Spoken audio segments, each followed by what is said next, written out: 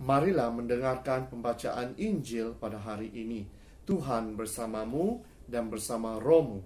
Inilah Injil menurut karangan Santo Lukas. Dimuliakanlah Tuhan. Dua murid yang dalam perjalanan ke Emmaus ditemui oleh Yesus yang bangkit, segera kembali ke Yerusalem. Mereka menceritakan kepada saudara-saudara apa yang telah terjadi di tengah jalan dan bagaimana mereka mengenali Yesus pada waktu ia memecah-mecahkan roti. Sementara mereka bercakap-cakap tentang hal itu, Yesus tiba-tiba berdiri di tengah-tengah mereka dan berkata, "Damai sejahtera bagi kamu." Mereka terkejut dan takut karena menyangka bahwa mereka melihat hantu. Akan tetapi, Yesus berkata kepada mereka, "Mengapa kamu terkejut? Dan apa sebabnya timbul keraguan-raguan di dalam hatimu? Lihatlah tangan dan kakiku, aku sendirilah ini. Rabalah aku dan lihatlah, karena hantu tidak ada daging dan tulangnya, seperti yang kamu lihat ada padaku." Sambil berkata demikian, ia memperlihatkan tangan dan kakinya kepada mereka. Dan ketika mereka belum juga percaya karena girang dan masih heran, berkatalah Yesus kepada mereka, "Adakah padamu makanan di sini?" Lalu mereka memberikan kepadanya sepotong ikan goreng. Ia mengambilnya dan memakannya di depan mata mereka. Yesus berkata kepada mereka, "Inilah perkataan yang telah kukatakan kepadamu ketika aku masih bersama-sama dengan kamu, yakni bahwa harus digenapi semua yang ada tertulis tentang aku dalam kitab Taurat Musa, kitab Nabi-Nabi, dan kitab Mazmur." Lalu Yesus membuka pikiran mereka sehingga mereka mengerti kitab suci. Katanya kepada mereka, "Ada tertulis demikian, Mesias harus menderita dan bangkit dari antara orang mati pada hari yang ketiga, dan lagi dalam namanya berita tentang pertobatan dan pengampunan dosa harus disampaikan kepada segala bangsa, mulai dari Yerusalem. Kamu adalah saksi dari semuanya ini." Demikianlah Injil Tuhan. Terpujilah Kristus. Saudara dan saudari yang seiman dalam Yesus Kristus, pembacaan Injil pada hari kemarin memberitahu kita tentang dua orang murid Yesus dalam perjalanan ke Emmaus. Dan di dalam perjalanan mereka itu, mereka membicarakan tentang apa yang terjadi di kota Yerusalem. Sehingga kan apabila Yesus datang dan berbicara dengan mereka, mereka tidak mengerti ataupun tidak mengenali siapa orang itu. Sehingga kan mereka mengatakan, "Adakah engkau seorang sahaja yang tinggal di kota Yerusalem, tidak tahu apa yang berlaku di dalam beberapa hari ini di kota itu?"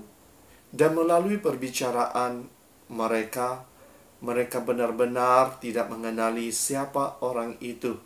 Sehingga kan Yesus mengucap syukur ataupun seperti yang dilakukan di dalam perjamuan terakhirnya bersama murid-muridnya. Dan apabila Yesus sudah melakukan ataupun mengucap syukur, barulah mereka menyadari bahwa itu adalah Yesus. Dan di dalam Injil pada hari ini, sekali lagi apabila mereka berbicara tentang apa yang mereka alami, tiba-tiba Yesus hadir di tengah-tengah mereka. Mereka merasa takut karena menganggap orang itu adalah hantu. Tetapi apa yang Yesus katakan kepada mereka, "Damai sertamu." Nah, saudara dan saudari, Yesus sentiasa membawa damai kepada kita yang percaya kepadanya. Dan damai ini harus diberikan, harus dikongsikan kepada semua orang yang masih mahu mengenali siapa Yesus. Jangan sampai kita juga tidak mengenali Yesus di dalam kehidupan kita. Jangan sampai ketakutan kita itu membuatkan kita tidak mahu mendekatkan diri dengan Yesus, tidak mahu berusaha mencari Yesus di dalam kehidupan kita. Tetapi biarlah damai sejahtera ini memberi kita napas yang baru, memberi kita kehidupan yang baru untuk meneruskan misi penyelamatan Yesus di dunia ini. Jadi saudara dan saudari, di dalam Injil pada hari ini ada beberapa perkara yang dapat kita pelajari. Yang pertama, kita harus membuka pintu hati kita dan membenarkan Yesus tinggal di dalam hati kita, dalam diri kita, agar damai yang diberikan kepada Yesus kepada kita semua akan menjadi milik kita. Tetapi bukan milik kita sahaja, tetapi kita harus kongsikan kepada semua orang. Yang kedua,